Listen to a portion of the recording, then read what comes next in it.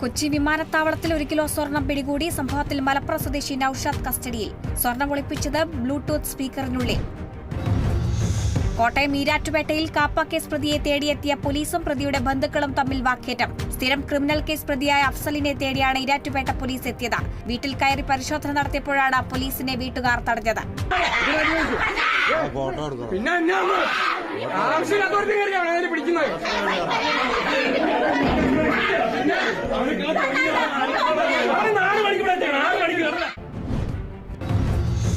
തിരുവനന്തപുരം കടക്കൽ ശിവക്ഷേത്രത്തിലെ പഞ്ചവാദ്യം കലാകാരൻ വാഹനാപകടത്തിൽ മരിച്ചു. അഞ്ചൽ അലിയമ്മൻ സ്വദേശി ബിജുകുമാറാണ് മരിച്ചത്. രാവിലെ ശിവക്ഷേത്രത്തിലേക്ക് വരുന്നതിനിടെ സ്വകാര്യ ബസുമായി ബിജുകുമാർ സഞ്ചരിച്ച ബൈക്ക് കൂട്ടിയിടിച്ചാണ് അപകടം. തൃശൂർ കാഞ്ഞാടിയിൽ ബൈക്കുകൾ കൂട്ടിയിടിച്ച് യുവാവ് മരിച്ചു. 2 പേർക്ക് പരിക്കേറ്റു. മരിച്ചത് കണ്ടശങ്കടവ് സ്വദേശി ജിനോ ജോൺസൺ. പരിക്കേറ്റവരെ ആശുപത്രിയിൽ പ്രവേശിപ്പിച്ചു.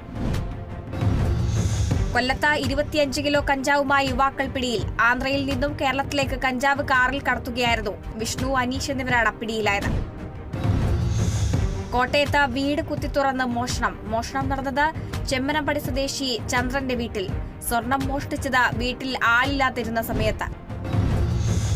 ആലപ്പുഴ കായംകുളത്ത് ജ്യേഷ്ഠൻ അനുജനെ കുത്തിക്കൊലപ്പെടുത്തി. മരിച്ചത് രണ്ടാംകുറ്റി സ്വദേശി സാദിഖ്. സംഭവത്തിൽ സഹോദരൻ ഷാജഹാനെ പോലീസ് അറസ്റ്റ് ചെയ്തു. ബസ് ടിക്കറ്റ് നിരക്ക് വർദ്ധിപ്പിക്കില്ലെന്ന് കർണാടക മുഖ്യമന്ത്രി സിദ്ധരാമയ്യ.